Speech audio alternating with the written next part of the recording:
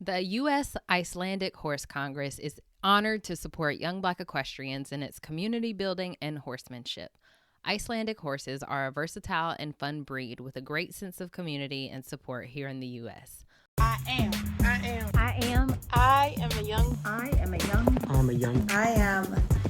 a young Black equestrian. Equestrian. Black equestrian.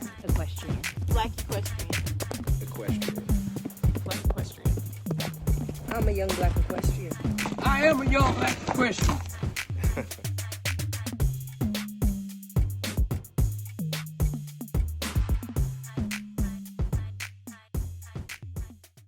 Hey, y'all. Welcome back to another episode of Young Black Equestrians with your host, Abriana Johnson. I have my girl, Brittney Chambers here of CBC Therapeutic Horseback Riding Academy in Sacramento, California.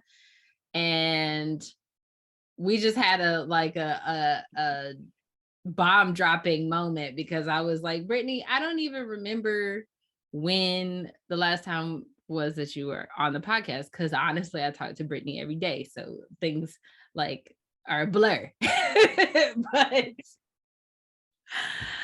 when was the last time you were on the podcast? November 2019, and we are in 2022. We are in 2022. And so that means that the time that she was on was when we did her episode. So you can go back and check out Brittney's episode from November of 2019. If you want to hear kind of the very beginning of her story and how our conversation today is just going to be a lot bit different, actually. And it's just going to be dripping with growth and maturity, honestly, as she has continued to carve her path in this industry. So welcome back. It's been a long time. Thanks for having me. I know. I'm just so I don't know if people, well, I do know because I see it, but to say out loud how proud I am of you and seeing the sheer growth on multiple levels, all of the different things that you have overcome personally and professionally. I'm just thankful for our friendship, and I'm proud to be able to share your story still, because, you know, I'm not connected with everybody I interview still, but I'm just thankful that you're here. Thanks for having me. So let's get a quick kind of fast forward. November 2019, how many horses did you have? Where was Brittney then, and kind of fast track to now? Okay, November 2019, I had about 30 clients and 2 horses. I had just left my teaching job. I just left corporate America. And that was pretty much it. I was like, yeah, I got my 30 clients and my 2 horses, and we're out there rolling. And now we have our own private barn. I have 5 horses, and I have 2 instructors that teach alongside of me. We have a personal administrative assistant. We have 3 student assistants. We do horsemanship classes, online horsemanship classes, and we have over 100 clients. I think right now our roster is right around 110. Mm-hmm. So we have grown a lot. Mm-hmm, mm-hmm. And I just want to point out that's been, so it was like the end of 2019 and this is early 2022. So, that's almost 3 years of growth and change. What do you feel like has been the, biggest lesson you've learned in that time frame? I think the biggest one I learned personally was keep your business in a way to where you can remain happy. Meaning, now if we don't vibe with a client, we just let them know, or we don't, we just don't take anything. We will work with you, but we're not going to bend over backwards to make you happy if it's you causing the problem. So really just do what makes you happy and what is the least amount of stress, because I learned that clients will stay. You can change the rules on them, you can do policies and procedures, and people will stay. Do not think it will make them leave. Those who want to leave, go for it, then this isn't the place for you anyway. But really just stay true to what makes you happy and don't drift off to other things to please other people. Yeah, absolutely. Absolutely. I was telling Brittney before we got on the podcast today that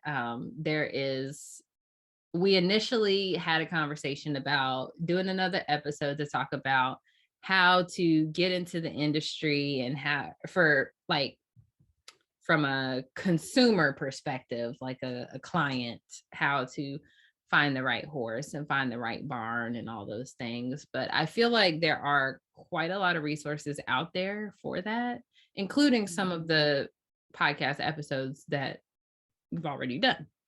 So today I just wanted to have a conversation about what it means to be actionable in this industry and what it means to kind of carve your own path, because I feel like we get a lot of times we get stuck at that beginning, at that introduction. We've seen that with the brands that people are working with. We've seen that with the social media, like, hey, this is me. I'm, just now in this industry. But for a lot of us who are really wanting to make this industry our livelihood, it's like, what kind of actionable change can we make besides just saying, hey, I'm here? I would say, first get your mind right. One thing I didn't do was I didn't look at other programs. I didn't, because then you start setting yourself up to compare to what this program doing, what that program is doing. Like, I knew of some, I visited some, but I never really dove deep into what they were doing. So I never had the opportunity to compare myself to anyone. So I was never overwhelmed because I'm like, oh, I'm not there yet. Mind you, I started out by leasing a horse 2 days a week and I had 3 clients. And I knew other programs were out there, but I didn't compare myself. So yeah, you can kind of see what's going on, but stick to what you want to do and then build from there, because then you're going to get discouraged looking at the other places and the other things that have going on. And you're going to feel lost. Just like, how do they get there? How do they get there? How do they do this? How do they do that? But it's like, what do you want to do? And then you build yourself brick by brick. Okay, this is what I want. This is what I want here. I want to put this here. I mean, 6 years later, I'm still doing that. I just put in 2 new policies into place just in February. I'm putting this here, I'm putting this there, I'm putting this here because it works for me. I'm not looking at what other programs are doing. I don't even ask what they're doing.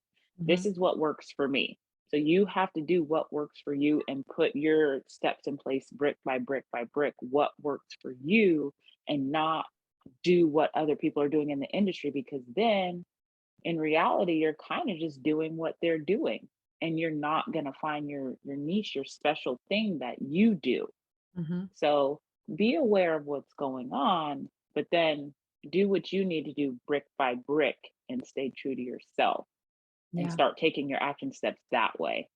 Yeah, absolutely. And I feel like, a lot of us have connected via social media, and that's just the reality of right now, in finding community and finding people to connect with. That's what we're looking at. That's what we're used to now. So it's easy for us to fall into that trap of like, doom scrolling and let me see what someone else is doing, or they did this, how can I do that? Or they did this, they've been doing it for this amount of time and I've been doing it for this amount of time. And one of the things that I always it's like some saying that I kind of think of is like, you can't compare your day 1 to someone else's day, year, month 20, you don't know. And sometimes social media makes us think that we do know, because we get this highlight reel of people's lives. Yep. And we don't know. We truly don't know. I mean, when people kind of really started learning about CBC, I was like, no, we've been around for 5 years. And they were like, oh, really? Yeah. We've been here for a while. Yeah. And it's all part of the process. You absolutely would not be able to be where you are now if you try to hop, skip, and jump, or, say, how can I get ahead? How can I take a shortcut? How can I do any of that? And it kind of, not everyone who listens has a business, and it's really hard not like overlaying the two between the two different podcasts. But, this goes for like your writing journey as well. You don't have anything to prove to anyone but yourself. And in that, if you are only proving things to yourself and being better than your yesterday, there's no metric, there's no like goalpost that you're looking to see that someone else seeing how fast they're running or seeing what direction they're going in.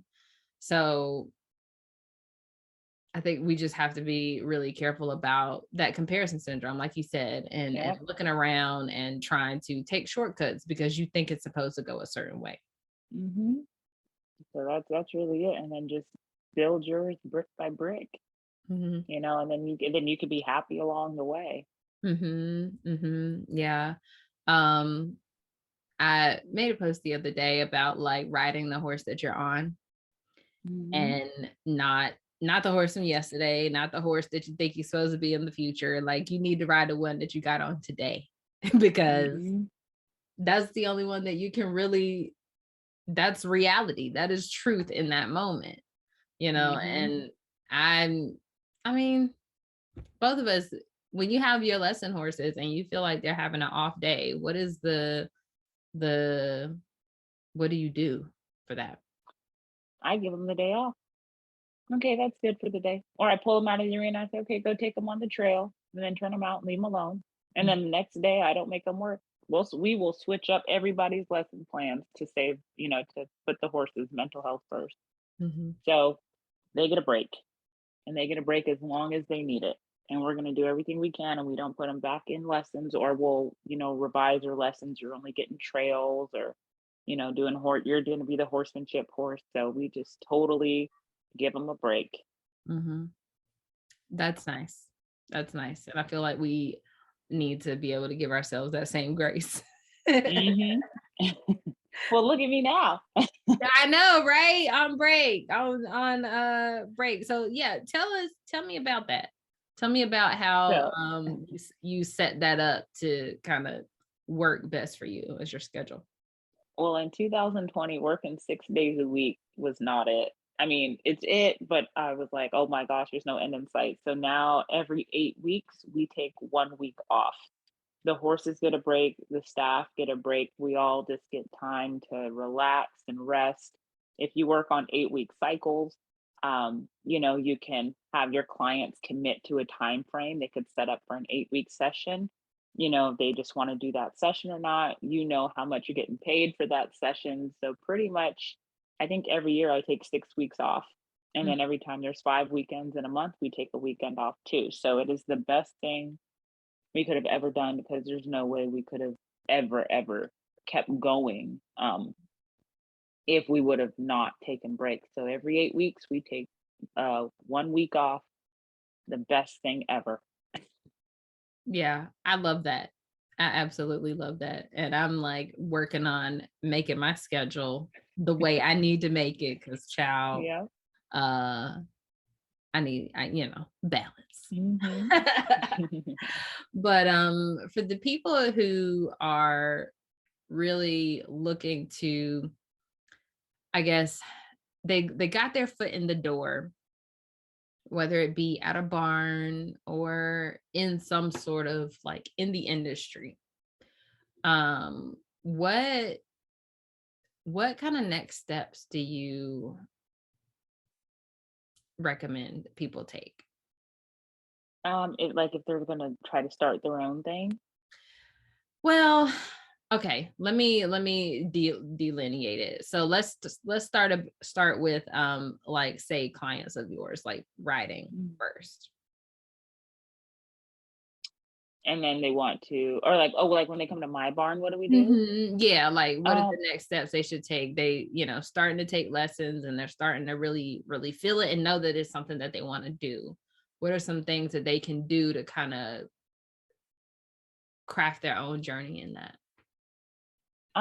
Like once they start to take lessons, then I encourage them to like find find a style. Like if we're talking about writing, then I encourage them to find the style of writing that they would like to go into, and then eventually, also if they want to try a whole different new specialty style, then I'll hook them up with one of my trainer friend, another trainer that I know in the area. I pretty much know a trainer of each discipline in Sacramento, and I'm like, hey, got someone I want to send to you. Let's see, because they would like to do this. So it's really important to work with others, other trainers that are around. You're not the only one, because everybody works together. Everybody specializes in something. So I have other barns send us clients because we do certain things. I refer other clients to other barns. So, but if they want to become a trainer, in that sense, then I'd say, okay, let's start maybe looking to make you a student assistant. You might do some extra things after your lesson to help out around the barn.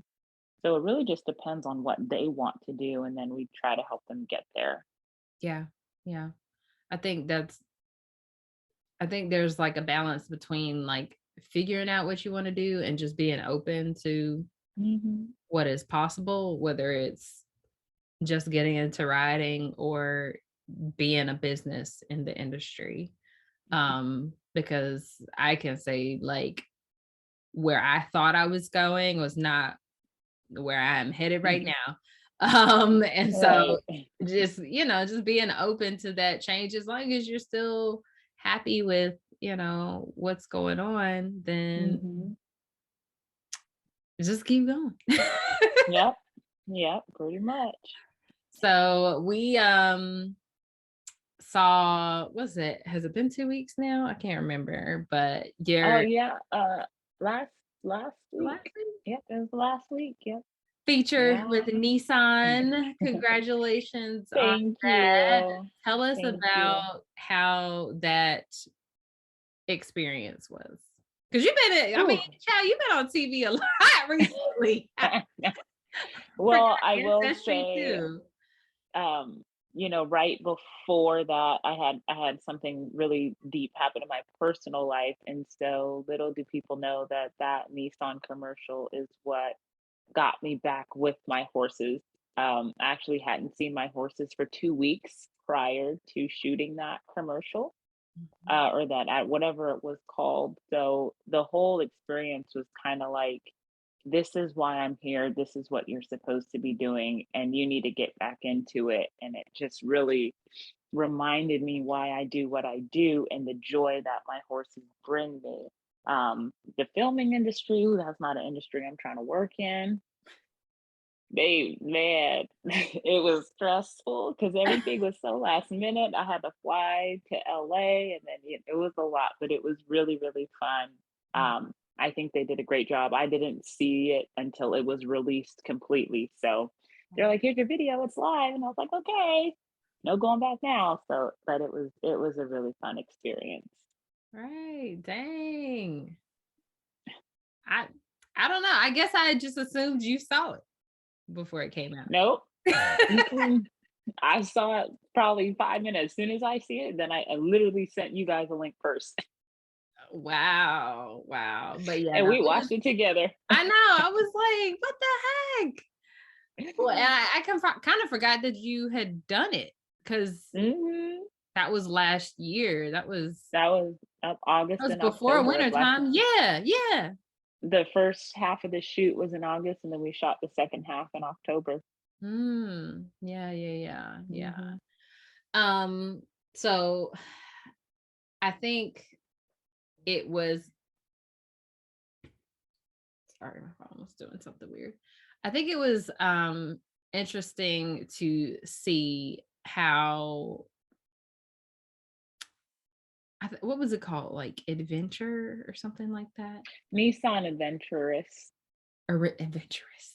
Okay. I think so. It was interesting to see how, like cinematically, how they were able to really capture your story and capture, a lesson and kind of the culture that you have cultivated in your space, that it's not,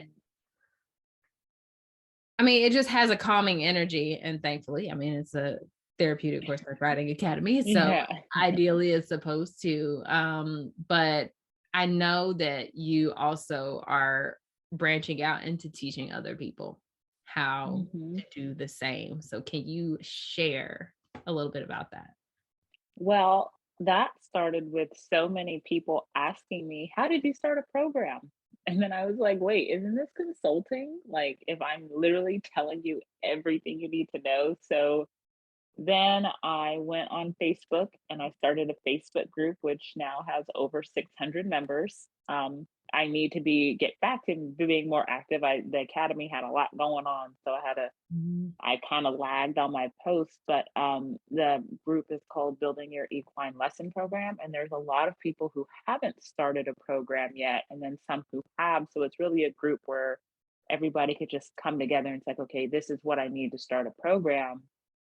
And then, so I also did some online classes. I did some workbooks for Etsy, and then I do consult calls. So it's like, however you learn best. If you learn visually, go by the workbook. If you need audio and visual, go take the online class. If you need, everything, the whole package, then give me a call and book a call with me. Because I know people learn different ways. So I just wanted to make each a platform for each type of learning to best fit everybody. So that is going fairly well as well. Good. And so I want to, Brittney breaks down her kind of the building of a lesson program into several courses. So just know that, it's not like just one thing you have to do, like, getting the legal structure. Boom, got it. I have a lesson program. Like, no, that's not the only thing. There's 4 pillars. Well, I broke it down into 4 pillars. There's 5 courses, but 4 pillars. So there's one, it's like, if you're starting from ground zero, take this class. If you need policies and procedures, take this class. If you need program structure and curriculum, take this class. If you need a lesson horse, take this class. If you just need to get your culture, your whole identity out there, then take this class. So those are like the 4 main pillars, that each pillar is like packed with certain stuff. So because I know I know people won't want to be like, I don't want to sit through this whole thing if I only need this part. So yeah, absolutely. And so what kind of I'm in the Facebook group, and I've just seen a lot of different people. I know you said there's some people that have lesson programs and some people that don't, but honestly, there's I feel like when people say lesson program, they think like horse training business. And I've seen a lot of nonprofits in there as well. I've seen a lot of organizations who are looking to get kids into horse sports or just the industry. Initially, I've seen teachers, a lot of schools, more rural schools, have like ag-ish teachers, or they may have a equine person at their school. So it's not even just for, I feel like it caters to a lot of people. And it has a lot of information that a lot of people can benefit from. And so when you talk about building a culture, if you're trying to, you know, you look at a lesson program and it's basically, I'm trying to teach a group of students how to do a thing. Building a culture around that is not easy, but it's like, okay, you could do that in a nonprofit. You could do that in a classroom. You could do that, you know, there's just so many different ways that you can grasp that information. So I'm excited to see how people start learning from that and actually taking action.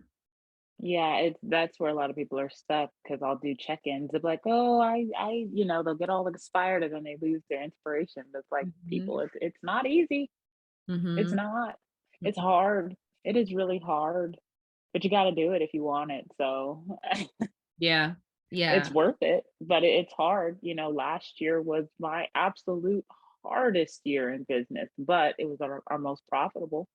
Mhm. But by my goodness, it was tough. Mhm.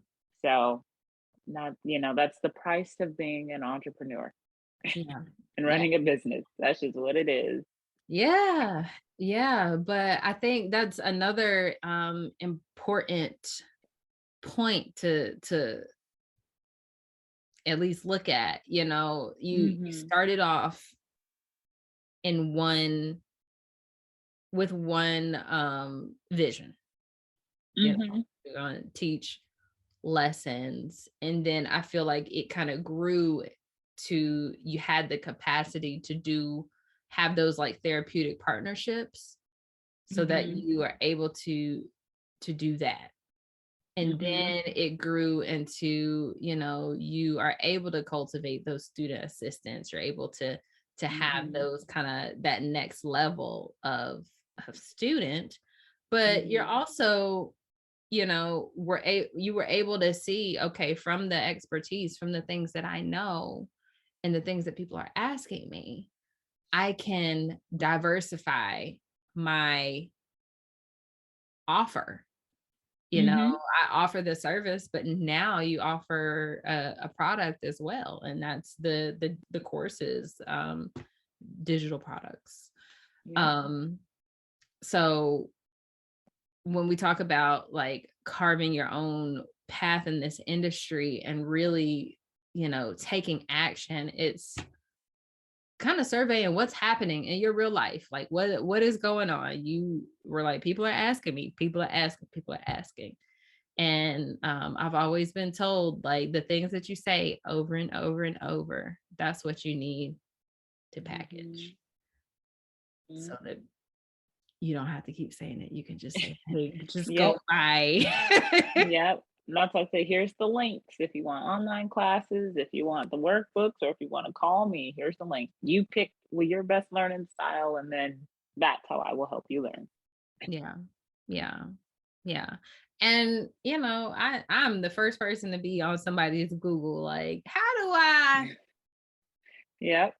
But when someone has taken the time, someone who has done that work and has taken the time to put it together of the things that have worked for them, Mhm. all in a pretty little with a bow on top, Yep. like, you know, when we look for those ways to get ahead or those kind of how do I get the answers? That's Mhm. it. That's it. And we do have to invest in ourselves in order to take that next step sometimes, Mhm. whether it be, let me invest in a trainer that is a little bit more expensive. Let Yep. me Yep. go to a barn that might be a little bit farther of a drive, but it's the discipline that I want to do. You know, Mhm. investing in our Mhm. literally investing in yourself is all this industry is. Yep. I mean, that's why I hired an administrative assistant. Oh my gosh, she saves me hours of work. What she does, like, in like that would have taken me hours to do. So, only thing, like, she literally handles everything, all enrollment, all the clients go through her. And if she has a question, she just shoots me a text or sends or forwards me the email. and she handles everything. Because we can all be working forever, but that was that, and hiring 2 instructors to work. I don't want to say underneath me, because I really think we're all equal, but hire 2 instructors to work alongside of me, and my assistant is like the best thing ever. And at first I was like, oh my gosh, she costs this much. But then when I realized how much time and stress she's giving back to me, it's priceless. Mm-hmm. Yeah. Yeah. And I mean, even when you're able to maintain your mental health so that it doesn't cost you dollars and cents in other things like in the future, but also when you're able to focus on the things that you are good at, the things that your expertise is in, like building the culture of your program and making sure that the horses are, worked appropriately and not overworked, and really just taking care of all of the day-to-day kind of situations that are going on at the barn, you're able to do so much more, and Oh yeah. it just opens up the doors for a lot of things. Yep. Oh, I was actually able to run my business. I was actually able to step out and manage everybody. So that was needed. I can't be, there are some days where I'm teaching lessons all day, and there's other days where I only have a few lessons here and there, but I still need to like check in with everybody and make sure everybody's all good. Yeah, yeah. And then that gives you more time to be on TikTok. Yeah. That place is crazy. Oh my gosh. Wow. That's all I can say. I know. So Brittney has been viral on TikTok a couple of times now. I'm like, shorty, if I see you one more place, and it's funny because there's a few people, and of course we know them, but people send me, they're like, oh my God. And I'm like, I kind of just want to post a picture like these, like I know these people. These are my friends. We talk. I talk to this one every day. Every day. Like this ain't nothing. All 15 of y'all, you don't, I mean, thank you for thinking of me.